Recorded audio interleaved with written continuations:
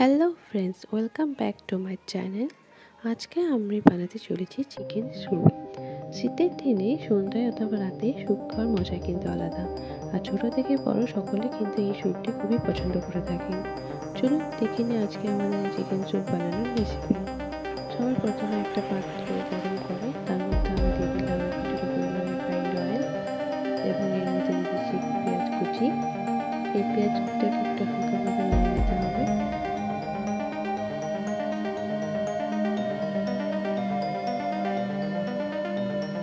এইভাবে কিছুক্ষণ নেড়ে নেওয়ার পর এর মধ্যে আমি দিয়ে দিয়েছি হাফ টিস্পুনের মতো আদা রসুনের পেস্ট।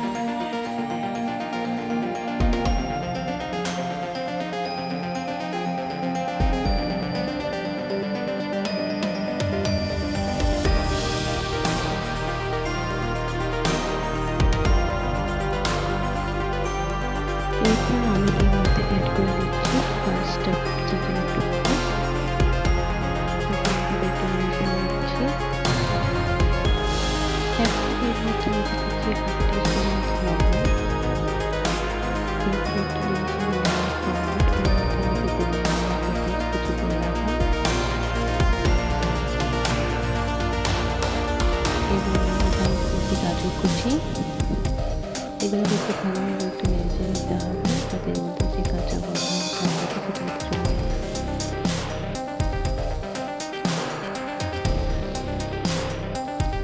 এদিকে একটা পাত্রতে মতো কর্নফ্লাওয়ার একটু পাউডার দিতে দিচ্ছি।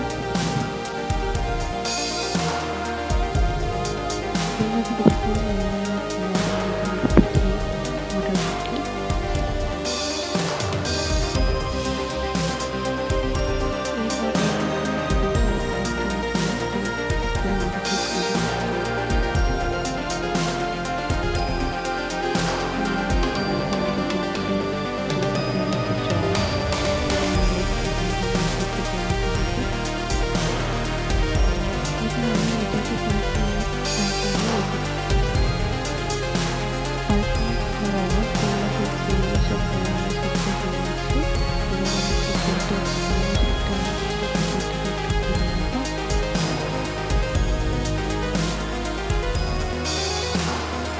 টুকরোগুলোকে তুলে নেওয়ার পর এইভাবে একটু চামচের সাহায্যে একটু ছাড়িয়ে নিতে হবে। এই কাজটা একটু টাইম হতে পারে, আপনারা চাইলে এটাকে এভাবে করতে পারেন।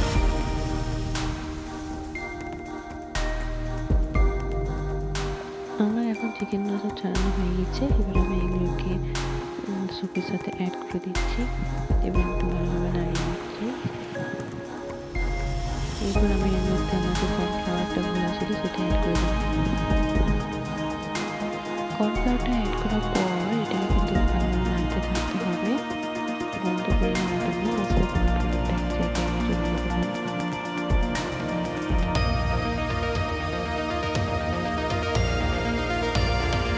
এখন আমি এর মধ্যে অ্যাড করে দিচ্ছি আপনারা চাইলে এটা দিতে পারেন, আপনারা করতে পারেন।